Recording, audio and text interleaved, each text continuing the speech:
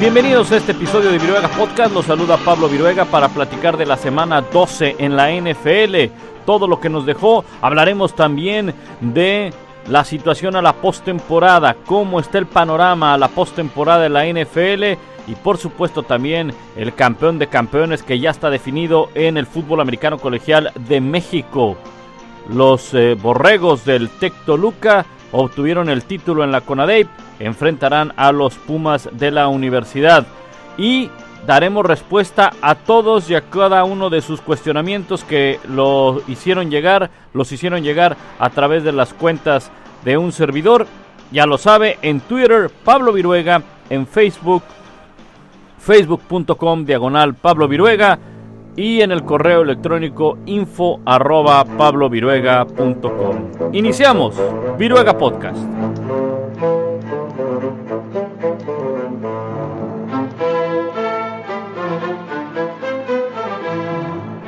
Hay mucho de qué platicar y daré respuesta a cada uno de sus cuestionamientos, así es que vámonos con lo ocurrido en la semana 12 de la NFL. Qué buenos partidos, sobre todo el del domingo por la noche, y vale la pena iniciar con ese precisamente entre el equipo de los Steelers y el conjunto de los Packers de Green Bay. Un partido donde realmente nadie se esperaba que terminara de esa forma, nadie se esperaba que los Packers pelearan. Muchos ponen en tela de juicio la manera como jugaron los Steelers, que si en realidad pueden llegar a pelear contra los Patriots. A mí lo que me confirma este partido, y que lo he venido sosteniendo desde hace ya varias semanas, es lo difícil que es ganar en la NFL, lo competitivo que puede llegar a ser esta liga. Independientemente de que no esté Aaron Rodgers como quarterback titular, prepararon un muy buen partido los Packers, hicieron muy bien las cosas. Hay que tomar en cuenta que los Steelers cometieron 3 entregas de balón, 2 pases interceptados a Ben Roethlisberger y aún así encontraron la manera de ganar el partido. Chris Boswell conectó un gol de campo de 53 yardas, el más largo para él en su carrera, un récord. No había un pateador en la historia de los Steelers que hubiera conectado un gol de campo de 53 yardas en el Heinz Field. El único de 53 había sido el de Dan Bailey de los Cowboys, que fue el año pasado. Así es que se necesitaron de varias cosas para que el equipo de los Steelers pudiera sacar la victoria. Y es así como los equipos grandes logran sacar los triunfos. Es así como los equipos contendientes al título pueden encontrar la manera de ganar, a pesar de que estuvieron por algún momento muy cerca de empatar el partido. Hubo situaciones muy interesantes, como el hecho de que, por ejemplo, no pidieron un tiempo fuera a los Steelers al final, cuando fue capturado Hundley. Después Hundley, o más bien la ofensiva de los Packers, en un pase hacia la línea lateral, salen del campo y ellos mismos detienen el reloj de juego, le dan oportunidad a los Steelers de poder mover el balón. La defensiva no logra detener la de los Packers a Ben Roethlisberger. Roethlisberger pone un pase fantástico con una extraordinaria recepción de Antonio Brown, lo cual pone la mesa para un gol de campo de 53 yardas, y eso que en la jugada previa al gol de campo Le'Veon Bell había recibido un pase pantalla y no tenía otra opción más que tirarse porque iba a consumirse el reloj en lugar de que Roethlisberger pusiera el balón fuera. En fin, muchos detalles, muchas situaciones en el partido. Roethlisberger termina con 351 yardas, 4 pases de anotación, 2 intercepciones, al menos 4 pases en 4 juegos de horario estelar para Ben Roethlisberger desde el 2015. Le'Veon Bell tiene 20 acarreos, 95 yardas, su mayor número de recepciones en su carrera con 12, 88 yardas, fueron 183 yardas totales y de hecho las 12 recepciones es la mayor cantidad para un corredor de los Steelers en la historia de la franquicia. Obviamente, pues a Franco Harris no le lanzaban mucho el balón. Antonio Brown con 10 recepciones, 169 yardas y 2 touchdowns. El segundo jugador en la historia de la franquicia con 100 o más recepciones y 2 anotaciones en juegos consecutivos. Lo había hecho Buddy Dial en 1961. Los Packers pierden 5 de los siguientes 6 partidos o 5 de los últimos 6. Después de haber iniciado 4-1, perdieron 5 de los siguientes 6 y los Packers no han ganado en Pittsburgh desde 1970. Están en marca de 0-5. Buen partido para Brett Hundley, la verdad jugó bastante bien, 245 yardas, 3 pases de anotación, así como también para Jason Williams, el corredor que se vio muy bien, que era el tercer corredor que estaban utilizando el equipo de los Packers en este partido, y la verdad un duelo muy interesante, y Pittsburgh como sea, pero consigue una victoria importante porque los mantiene en el primer lugar de la conferencia americana con el mismo récord, empatados con el mismo récord que el equipo de los Patriots. Sin embargo, como ustedes saben, el criterio de desempate le favorece en estos momentos a los Steelers. ¿Por qué les favorece? Porque ellos tienen un mejor porcentaje de victorias contra equipos de la conferencia americana. El récord en la americana, aunque ambos tienen marca de 6-1 en la conferencia americana, pero el porcentaje basado en los rivales en común, ese porcentaje de victorias con rivales en común le favorece todavía al equipo de los Steelers. Se verán las caras en unas semanas más y ya habrá tiempo de platicar al respecto. Hay que tocar el tema de los Rams. Los Rams realmente dieron un gran partido. Hace unas semanas yo no confiaba mucho en los Rams, y lo digo en pasado, no confiaba mucho. No me voy a excusar. No, había mencionado que los Rams no tenían oportunidad de meterse a la postemporada, que Seattle iba a ser el campeón divisional. Todo esto lo mencioné previo a las lesiones de Richard Sherman, si recordarán, y a las lesiones de Cam Chancellor. Ambos están fuera por el resto de la temporada. Ante estas bajas, creo yo que el equipo de los Rams tiene grandes posibilidades. Y no es tanto por las bajas, en parte lo es, ¿verdad? Pero le voy a dar crédito a los Rams. Muy buen equipo, cómo se nota la mano del entrenador y cómo se nota la mano de un entrenador joven, de un entrenador con energía, de un entrenador que es un líder sin importar la edad que tenga. Lo importante es el liderazgo y que los jugadores crean en ti, porque puede ser un entrenador que tenga experiencia en la NFL, pero si no creen en ti, entonces es difícil. Y obviamente va de la mano de las victorias. Este equipo está ganando y eso es muy importante, pero para que este equipo pueda tener éxito hay que rodearse de buenos entrenadores, y eso es lo que tiene el equipo de los Rams. Tiene un entrenador joven, como les decía, si es cierto, está empezando su primer año en la NFL, Sean McVay, pero ¿a quién tiene a su alrededor? Tiene a Matt LaFleur. Matt LaFleur es un entrenador que se ha desempeñado gran parte de su carrera, si no es que toda, como asistente. Había sido asistente del equipo de los Falcons el año pasado, es decir, estuvo bajo un sistema ofensivo muy complejo, muy efectivo, muy explosivo, siendo coach de quarterbacks de Matt Ryan, y ahora le dan la coordinación con el equipo de los Rams, y ahí están los resultados. Esta ofensiva hoy en día es la cuarta en yardas, la segunda mejor en cuanto a puntos. ¿Qué me dicen de la defensiva? Había que traer a un coordinador experimentado, Wade Phillips, uno de los mejores coordinadores defensivos que ha habido en los últimos años, y esta defensiva es la número 7 en cuanto a puntos permitidos. No anda muy bien en cuanto a defensiva por tierra, es la número 27, pero le tocó enfrentar al conjunto de los Saints de Nueva Orleans, que traían 8 triunfos de manera consecutiva. Cierto es que permiten más de 300 yardas totales, más de 100 yardas por la vía terrestre, pero al final la ofensiva logra sumar 400 yardas totales, 415 yardas totales. No está mal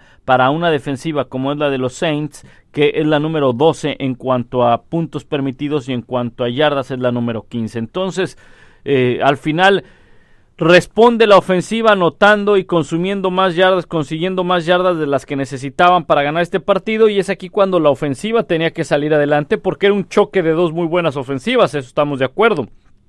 Al final, más allá de que se haya impuesto una defensiva o la otra, el duelo lo gana la ofensiva de los Rams. No pudo ser detenida, no pudo ser frenada, consiguen la victoria, y ahí está el triunfo para el conjunto de los Rams. Por cierto, Seattle tuvo problemas, sobre todo al no contar con sus esquineros, con Marshawn Lattimore.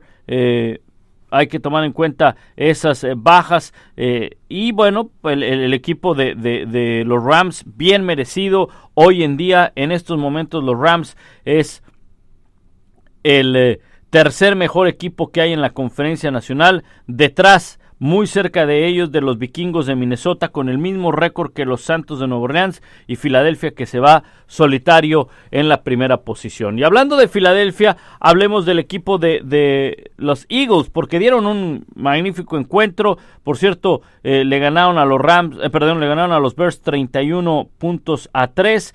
De esta manera, los Eagles se convierten en el equipo número 51 en la historia de la NFL en iniciar, bajo la era del Super Bowl, en iniciar 10 ganados, un perdido. Y de esos 50 equipos que lo han logrado, 26 alcanzaron el Super Bowl. Esto quiere decir el 26%. 13 lo ganaron. Entonces están con amplias posibilidades de llegar al Super Bowl. Hoy en SportsCenter, junto a Sergio Dib y Cristina Alexander, hacíamos este ejercicio y decía, bueno, si hay que jugársela, me voy a jugar por un Super Bowl de Pensilvania y me voy a jugar un Super Bowl los Steelers contra los Eagles, y ya hablaremos de los Patriots, ¿por qué no? O en su momento hablaremos de los Patriots, ¿por qué no? Pero bueno, los Patriots tienen todas las posibilidades de estar en una final de la Conferencia Americana, de eso no hay duda. Y ustedes saben que llegar a una final de la Conferencia Americana, definirlo todo en un solo partido, puede ser para cualquiera. Pero si hay que escoger uno, bueno, me tendría que ir por el equipo de los Steelers, por la defensiva.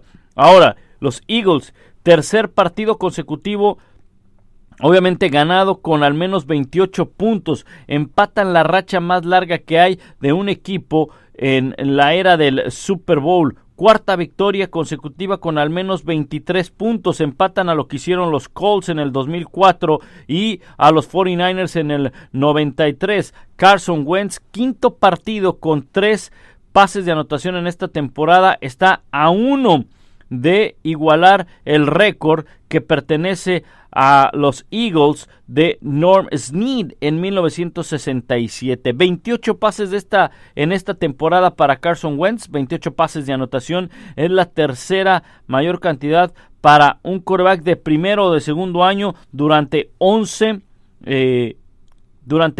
partidos. Así de efectivo está Carson Wentz, así de potente está la ofensiva y la defensiva haciendo un buen trabajo. La defensiva, cierto es, el parámetro no es muy bueno al haber enfrentado al equipo de los Bears, pero los Rams, los Eagles y son equipos a considerar. De Minnesota ya hablábamos en el episodio anterior, qué buen equipo tiene, y es otro equipo que hay que considerarlo en la Conferencia Nacional. Los Rams, con marca de 8-3, de esta manera rompen una racha de 10 temporadas de manera consecutiva, temporadas perdedoras, y Jared Goff, 354 yardas, se quedó a 1 de su récord personal. Es un jugador que apenas está viviendo su primera temporada completa como titular y lo está haciendo bastante bien. Tiene su tercer partido con 300 yardas, múltiples pases de anotación, lo cual es la mayor cantidad desde que lo hiciera Mark Bulger en el 2006. Ahí está entonces el triunfo de el triunfo de los Rams, el triunfo de Eagles y el triunfo de los Steelers. Hablemos de los Patriots, no los dejemos a un lado. Le ganaron 35-17 al conjunto de los Dolphins. 9ª victoria en esta temporada para Tom Brady, lo cual pasa a Brett Favre, que en el 2009 lo consiguió con la mayor cantidad de victorias, pasando los 40 años de edad. Ya tiene 26 triunfos, un jugador de 40 años, mientras que Brett Favre tenía 25 años. Bueno, el récord contra rivales divisionales en casa, Tom Brady pone marca de 25-1 desde el 2007. Es impresionante cómo han dominado esta división los Patriots en los últimos años. Rob Gronkowski tiene 16 partidos con múltiples recepciones de anotación, rompe el récord, o rompe más bien el empate que tenía con Randy Moss, con la mayor cantidad de partidos con múltiples anotaciones. en la historia de los Patriots. 9º triunfo en casa de manera consecutiva de los Patriots sobre el equipo de los Dolphins. Los Patriots es un equipo que tiene una muy buena ofensiva, lo sabemos, su defensiva ha ido mejorando, pero quiero esperar a ver a unos Patriots donde sean un poquito más exigidos en su defensa, tomando en cuenta que sus últimos rivales han sido Atlanta, o bueno, vayámonos con las victorias que han tenido desde la última derrota contra el equipo de Carolina. Le ganaron a Tampa Bay, que tampoco, y ustedes recordarán, fue un partido donde fallaron varios goles de campo los de Tampa Bay. Contra los Jets ganaron, no es una ofensiva tan explosiva. Le doy el reconocimiento a Atlanta, aunque en ese partido Atlanta todavía no estaba al nivel que está jugando ahora. Le ganaron a los Chargers, que es una ofensiva buena, de regular a buena. Broncos es un desastre. Los Raiders fue en la Ciudad de México y les ganaron, y ahora contra Miami. Le vienen partidos de alguna forma ganables también a los Patriots. Ojo, no les estoy haciendo menos ni les estoy quitando mérito, simplemente me gustaría verlos contra una ofensiva más fuerte.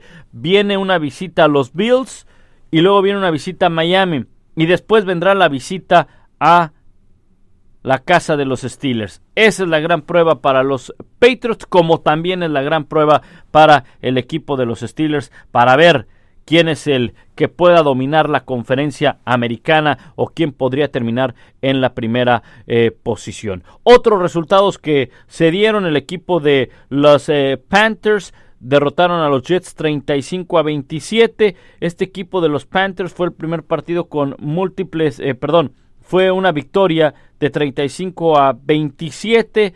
Cam Newton terminó con 168 yardas, un bajo porcentaje de pases completos, ni siquiera alcanzó el 40% de los pases completos, fue el tercer peor porcentaje en su carrera, pero tuvo ya uno de anotación, así es que llegó a 4 touchdowns por la vía terrestre. Las Panteras corrieron en 33 ocasiones, 145 yardas, promediaron 3 yardas antes del primer contacto, así es que ganaron sin ningún problema, y una victoria muy importante para Carolina, porque con esta victoria Carolina se pone en la discusión del comodín, y obviamente lo pone en la pelea de la postemporada. Si en estos momentos terminara la temporada regular, Carolina estaría en la 5ª posición como comodín momentáneamente. Carolina le vienen partidos complicados. El sur de la Nacional va a ser muy interesante ver quién lo puede ganar, porque estarán jugando en Nueva Orleans, reciben a los Vikingos, reciben a Green Bay, reciben a Tampa Bay y visitan al equipo de los Halcones de Atlanta. Así es que va a ser muy entretenida, muy interesante. New Orleans es líder con 8-3, Carolina tiene 8-3 también, y Atlanta tiene 7-4. Así es que se pone muy muy interesante la división sur en la conferencia nacional. Más resultados de la jornada 12. Los Bills derrotan a los Chiefs, y aquí me detengo un poco. Los Bills con Tyrod Taylor consiguieron este triunfo ante unos Chiefs que están 1 ganado, 5 perdidos en los últimos 6 partidos después de haber iniciado 5-0. Es el 4º equipo en la era del Super Bowl que va 1-5 en 6 partidos después de haber iniciado 5-0. ¿Y qué ha ocurrido con los anteriores equipos, con los 3 anteriores equipos? Bueno, los Vikingos en el 2016 terminaron 8-8 y no llegaron a playoffs. Los Falcons en el 2015 terminaron 8-8 y no llegaron a playoffs. Y los Giants terminaron 8-8 y no llegaron a los playoffs. Los Chiefs les está pasando lo mismo que les sucedió a estos equipos que acaba de mencionar. Ganaron los primeros 5, se fueron invictos las primeras 5 semanas, las últimas 6 están marca de 1-5 y la situación es lamentable. ¿Por qué? Porque no solamente se trata de Alex Smith. Empiezan a decir, bueno, sería bueno poner a Patrick Mahomes como el nuevo quarterback. No lo creo. porque no solamente es cosa de un jugador las derrotas, es de todo un equipo. La defensiva no está frenando, el juego terrestre no está funcionando, el esquema no está funcionando, entonces no se trata de cambiar a un solo quarterback, porque además no te van a garantizar el cambio de quarterback que venga una victoria. Entonces yo pensaba que contra los Bills tenían la oportunidad de sacar el triunfo y de recomponer el camino. Ahora la situación se pone grave para Kansas City porque ganaron los Raiders, ganaron los Chargers y entonces en la pelea están ya por el título de la división, tanto Chargers y Raiders, que hace un par de semanas estaban fuera de toda posibilidad. Sin embargo, los Chiefs les viene un partido en Nueva York contra los Jets. Podrían ganar. Van contra los Raiders, San Diego, Miami y Broncos. O sea que la situación ya se le complicó a Kansas City por dejar escapar partidos, sobre todo, creo yo, partidos, por ejemplo, como el de los Gigantes, como el de los Bills. Estos últimos dos eran ganables para los Chiefs después de lo que nos habían demostrado en la primera mitad de la temporada cuando llegaron 5-0. Bueno, otros partidos rápidamente para dar paso a sus respuestas. Los Falcons no tuvieron apuro, 34-20. Este equipo está resurgiendo, el equipo de Atlanta. Julio Jones, 12 recepciones, 253 yardas, 2 de anotación. Impresionante lo que hizo Julio Jones. Tevin Coleman, casi las 100 yardas, 97 yardas. Los Falcons, 516 yardas totales consiguieron en este partido. Los Seahawks ganaron ante los 49ers. Va a ser difícil que los Seahawks se puedan meter a la postemporada. 24-13. El calendario de los Seahawks es muy fuerte, muy duro. Y digo por qué va a ser difícil, porque sin sus dos principales defensivos, Cam Chancellor y también Richard Sherman, se antoja complicado. Van a recibir a Filadelfia, visitan a Jacksonville, reciben a los Rams, visitan a los Cowboys cuando ya estará de regreso Ezekiel Elliott y reciben a Arizona. Es un calendario muy fuerte y los Rams están jugando también a un alto nivel. En el juego está el título de esa división, pero creo que se han debilitado por lesiones claves, importantes, el equipo de los Halcones Marinos de Seattle. Así es que por eso creo que es difícil. Y bueno, Arizona le gana a los Jaguars. Los Jaguars eran un partido que tenía que haber ganado importante. La victoria de los Raiders sobre los Broncos es clave. La victoria de los Raiders sobre los Broncos para buscar y para pelear postemporada, como ya explicaba con la situación de Kansas City. Rápido toco el tema de Aqib Talib y de Michael Crabtree, una lamentable escena en el que terminen a golpes, en la situación que sea, en el deporte que sea, en el escenario que sea, en la vida misma, cuando un ser humano tiene que acabar a golpes contra otro ser humano y de esa manera resolver sus diferencias, habla de la ignorancia total que tienen para tener que solucionar los conflictos. Cuando alguien termina a golpes con otra persona es porque muestra ignorancia plena, y no es que uno no lo haya hecho. Desafortunadamente es una condición humana, nos equivocamos todos, nos hierve la sangre, pero a veces hay que tener un poco de más inteligencia para no caer en esa situación. No puedo entender lo que varios me dicen en redes sociales. Es que es la pasión por el deporte. Sí, discúlpame, pero hay otras maneras de demostrar pasión. No a golpes. Eso no.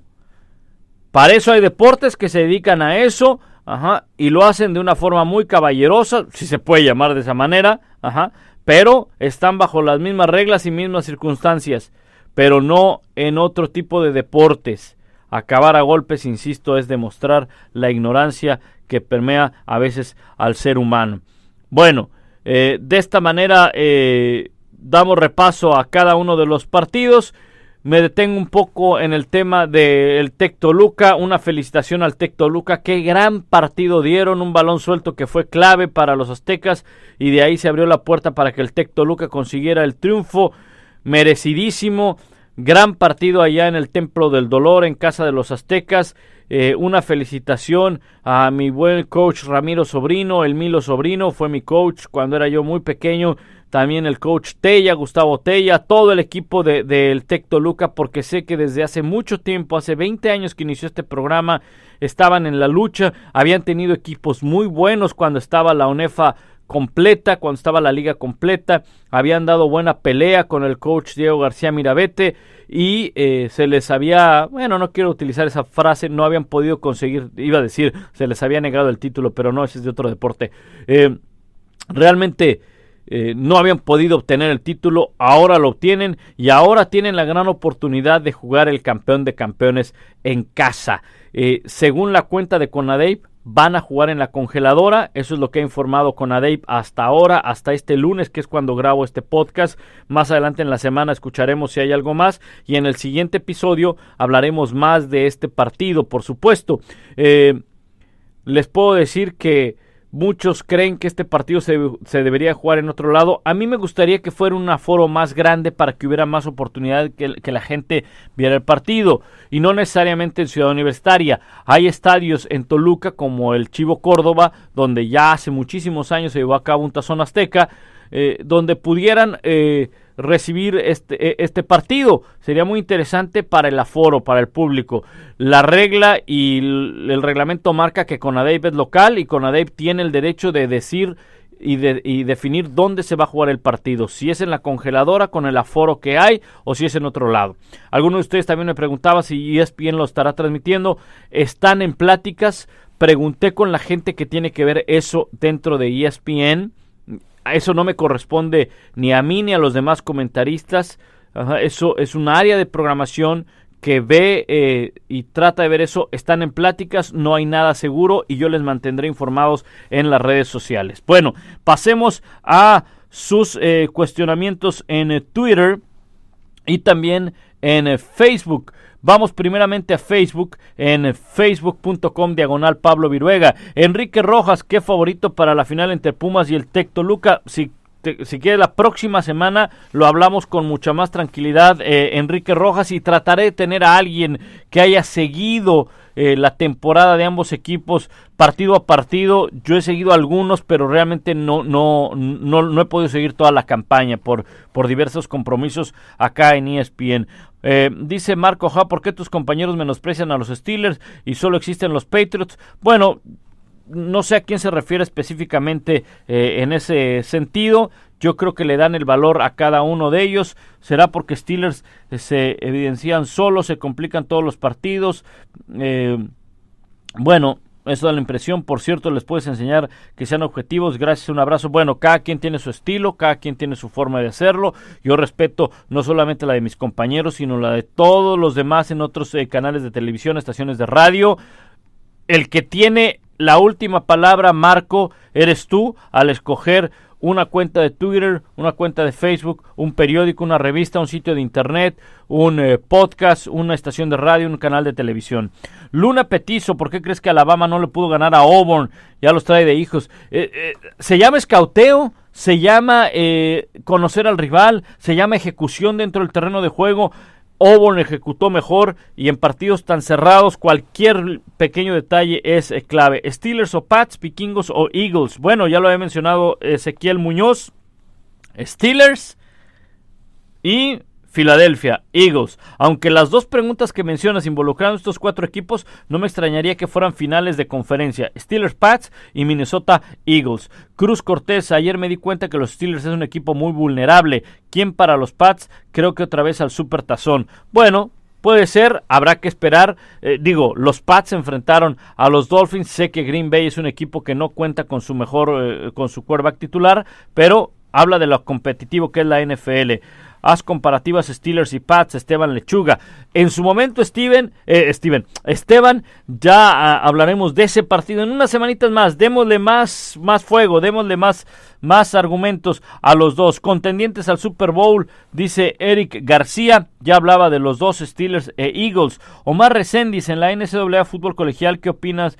¿Qué opinión tienes de las probabilidades de pasar a las semifinales de los playoffs? ¿Cuáles merecerían pasar, pero puede que no estén ubicados dentro de los primeros sitios por X o tal situación? Bueno, lo mencionábamos el fin de semana en la transmisión, Omar. Yo creo que los campeones de conferencia, salvo del Pac-12, y a menos de que gane TCU en el Big 12, los campeones podrían pasar. Creo que va a pasar el equipo de Oklahoma, creo que va a estar también ahí el equipo de Georgia, probablemente Wisconsin, Auburn. Veo difícil que Alabama se pueda llegar a meter. Alabama ya no juega este fin de semana, entonces eso lo hace complicado. Los campeones del Pac-12, USC y Stanford, no van a estar en la postemporada. Esa es la única conferencia que no va a meter equipo. De las demás conferencias, los campeones se pueden llegar a meter, a menos de que TCU le gane a Oklahoma. Si Oklahoma pierde, le podría abrir la puerta a Alabama, pero no lo sé porque muy probablemente puedan seleccionar a Georgia y a Auburn. Dos de la misma, sin importar que sean de la misma conferencia. Se va a poner muy interesante. El martes se dan a conocer las calificaciones y para el siguiente episodio, a fin de semana, hablamos de esas calificaciones. Manuel Aguirre Gaspar, ¿por qué hay tanta diferencia entre la americana y la nacional? No habría manera de equilibrar las conferencias. En la americana, récords perdedores. Bueno, eso pasa constantemente y a veces una conferencia es más fuerte, a veces otra conferencia es más fuerte. No hay manera de equilibrarlas. ¿Por qué? Porque las conferencias están distribuidas por divisiones, como sabes, y las divisiones están distribuidas por la zona geográfica, aunque hay ciertas cosas muy extrañas, que por ejemplo los Dallas Cowboys formen parte de la conferencia de la división este, cuando más bien están en el centro, ¿verdad? Serían más del sur, pero se romperían ya las rivalidades con los Pieles Rojas, con los Washington Redskins, o con los Giants, o con los Eagles. Entonces, bueno, se hizo una reordenación hace ya varios años. Bueno, Rey, ¿qué me va a traer Santa Claus? Primero, pórtate bien, Rey, porque sé que eres medio travieso. Bueno, ¿cómo cierran los Jaguares y los Titans esta temporada? ¿A quién ves como campeón divisional? Esa es una muy buena pregunta. Me gustan más los Jaguars. Yo creo que los Jaguars. Voy a confiar en los Jaguars porque realmente pocos le dan probabilidades a los Jaguars de que puedan llegar a la postemporada. En estos momentos los Jaguars serían el quinto, los Titans serían campeones de la división. Los dos están con 7-4. En un par de semanas se enfrentan entre ellos y va a ser muy, muy interesante. Bueno, vayamos a la gente que ha participado en Twitter. En Pablo Viruega también lo hicieron a través de esta cuenta, sus cuestionamientos. Déjenme buscar precisamente cada uno de sus cuestionamientos con respecto a este sentido. A ver, aquí está. Golpe de autoridad, dice Saúl Fire de los Rams. La defensa de los Pats es una ilusión debido a los rivales que han enfrentado. Creo yo que hay que esperar un poco con los Pats. Sí ha mejorado la defensa, Saúl, pero tiene que ver el rival que está enfrente. Y me gustaría verlos en una prueba fuerte contra los Steelers en un par de semanas. Pero sí ha mejorado, definitivamente ha mejorado la defensiva. Eso no hay duda. Y sí, los Rams mandaron un buen golpe de autoridad, un equipo de postemporada. No sé si les alcance para la final de la Conferencia Nacional. Es que en la Nacional está Filadelfia, está New Orleans, están los Rams y están Minnesota como 4 fuertes candidatos. ¿Quién para el número 1 de la AFC? Dice FLG Picks. Bueno, los Patriots o los Steelers. Yo me quedo con los Steelers. Y a ver si lo logran hacer. Aunque los Pats también es un muy buen equipo para ser el número 1 de la americana. Realmente son los únicos dos que hay, en verdad. Jorge da Costa. Los Broncos ganan otro partido esta temporada. Uy, muy difícil. Ahora lo último de los Broncos de Denver es que Paxton Lynch se lesionó el tobillo. Y va a estar de nueva cuenta Trevor Siemian como quarterback titular. Van a Miami, ese lo podrían ganar, Van a Miami, ese podrían ganar el equipo de los Broncos de Denver, porque no tienen buena ofensiva los Dolphins. Los Jets podría ser otro. Colts, los últimos dos creo que los pierden en Washington y contra Kansas City. Pero yo creo que sí, por lo menos uno puede ganar el equipo de los Broncos de Denver. José, noviembre-1979. Sugerencias, los Eagles son un espejismo. No, son una realidad. Un equipo bien coachado, bien ejecutado, bien dirigido, con buen plan de juego, balance sobre todo entre ofensiva, defensiva, ataque aéreo, ataque terrestre. Es un buen equipo. NFL Brief, Atlanta Falcons contra Patriots en la versión número 2. No creo que Atlanta pueda llegar. Atlanta puede llegar a postemporada, puede ser peligroso, pero no sé si le alcance para meterse de nueva cuenta al Super Bowl. Y los Patriots los veo en la final de la americana. probablemente contra los Steelers, o creo yo contra los Steelers, pero creo que los Steelers estarán en el Super Bowl.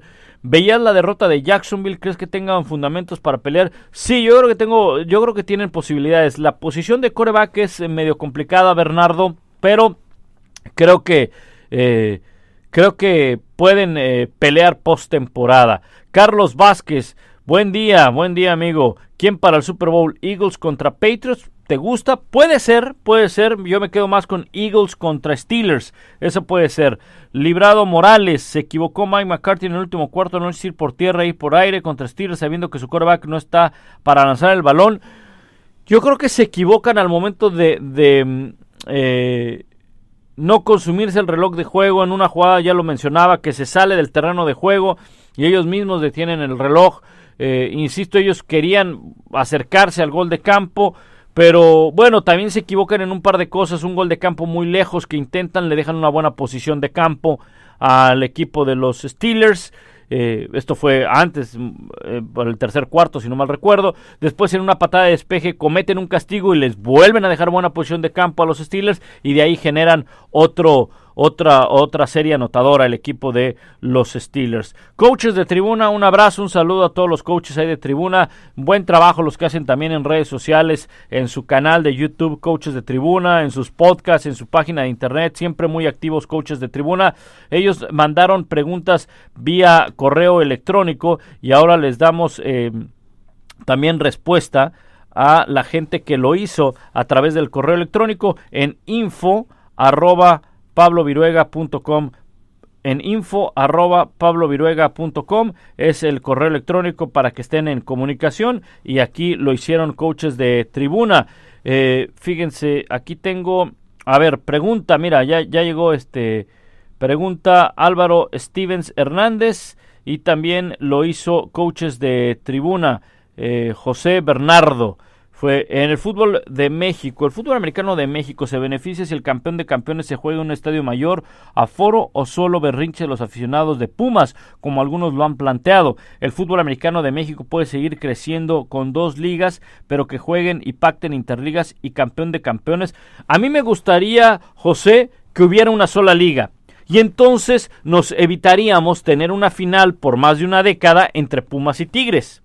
Nos evitaríamos tener un solo campeón o un solo finalista de manera constante, como es el equipo de los Aztecas. Imagínate una sola liga, como sucedió en los 80s, o vamos a poner en los 90s, cuando ya estaba, a inicio de este milenio, cuando ya estaban los Tecs y todo eso. Había una mayor competencia. Dirán, bueno, es que a cada rato llegaban los Aztecas y el Tec de Monterrey. Sí, porque hubo un descontrol en cuanto a becas. Y las públicas tampoco no hacían mucho por controlarlo. No estoy, ojo, y no me quiero meter en esa polémica eterna a la cual nunca se llega a una solución. No culpo ni a las públicas ni a las privadas. Lo que culpo es que quizá no trabajaron de manera conjunta para darle forma a una liga, que se empezó a tornar en cuanto a intereses de los entrenadores, más no de las instituciones. Entonces, lo que sí tenían que haber hecho era haber regulado las becas, haberlo puesto todo bajo regla, para entonces sí fortalecer esa liga. La división creó más fútbol americano en otras universidades. Qué bueno, sería muy interesante que se sentaran, que dialogaran y dijeran, bueno, no de aquí al próximo año, ¿qué les parece si de aquí a 3 o a 5 años vamos a regular las becas y vamos a fijar una fecha para formar una sola liga? Y así les da tiempo a unos equipos de fortalecerse, a los equipos que no tienen, que tienen becas, que tienen demasiadas, reducir ese número de becas. Hay formas de poder entenderse. Ahora, creo que un buen paso ya lo hicieron desde el año pasado, el tener juegos interligas y el hacer el campeón de campeones. Ojalá que regresaran a una sola liga. Tu pregunta inicial, ¿necesitan de un mayor aforo? ¿Se beneficia? Sí se beneficia, porque hay mayor oportunidad para los aficionados. ¿Sí? Pero ese mayor aforo no necesariamente tiene que ser en Ciudad Universitaria, porque involucra al equipo de Pumas, que de alguna manera pues se vería beneficiado siendo equipo local.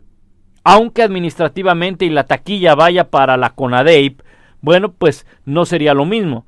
sí hay aforo, sí hay estadios en Toluca donde podría ser una sede neutra, donde podría haber un mayor aforo y donde podría beneficiarse el fútbol americano de México, sí lo creo. Pero, o sea, el aforo, la mayor cantidad de aficionados no necesariamente tiene que ser en Ciudad Universitaria, puede ser en otro lado. Eso lo decide la CONADEP y hasta donde tengo entendido será en la congeladora. Noemí Esparza pregunta para podcast, dice, te escribo mis preguntas referentes al fantasy. Son varias, Noemí, te las contesto por aquí mismo, por la vía del email, porque me pregunta de Jamal Williams, de Josh Doctson, de Sam Watkins, o sea, varias preguntas. Con mucho gusto, Noemí, te las contesto también por la vía del correo electrónico. Gracias, Noemí Esparza, por tomarte el tiempo de escribir en info@pabloviruega.com. Álvaro Steven Hernández, quería saber si piensas es tiempo de que Eli Manning se retire de los Giants o si piensas que debería irse a otro equipo. No, yo creo, Álvaro, que no se debería de retirar, no se debería de ir a otro equipo. Yo creo que hay que tomar en cuenta que está jugando sin sus receptores, sin Odell Beckham Jr., sin Shepard. El problema de los Giants pasa por lesiones, pero pasa más bien por una indisciplina que hay en el equipo. No hay mando, no hay coach. Así como los Cowboys no tienen staff de coacheo para mandar un plan de juego decente, así los Giants no tienen staff de coacheo para poner una disciplina de forma decente. Eso es lo que ocurre en los Giants. Gracias también, Álvaro, por tomarte el tiempo y hablar vía correo electrónico en info@pabloviruega.com. Mira, nos acaba de llegar otro, Steven Pintos, dice, amigo Pablo, un saludo, amigo, me gustaría saber que hables en tu podcast qué tiene que pasar para que despidan a Jason Garrett. Dak Prescott puede ser el problema del equipo. ¿No era acaso el año pasado todos los medios decían que lo impresionaba a Dak Prescott era la forma de madurar en su temprana edad? Ser un buen líder en su año de novato, etcétera. Necesito respuestas de esto último. Muchas gracias, saludos. Bueno, vayamos, Stevens. ¿Qué se necesita para que despidan a Jason Garrett? Es una pregunta muy complicada de responder porque Jason Garrett es un preferido del dueño Jerry Jones. Y el dueño es el dueño. Nada más, así de simple. Entonces, creo que sí debe haber un cambio de entrenador. Debe haber un cambio de entrenador, debe haber un cambio de coordinadores. El equipo utiliza un sistema muy básico y lo escuchaba en el episodio anterior. Si puedes, escucha el episodio anterior de cómo este sistema tan básico no puede llegar a tener éxito este año, pero sí lo tuvo el año pasado por la ejecución a grandes rasgos. Dak Prescott, ¿es el problema? No es el problema de Dak Prescott. Si ustedes creen que Prescott, y si aquellos que pensaban el año pasado, y yo no me incluyo, al menos corríjanme si yo en algún momento lo dije, Prescott no es un quarterback élite.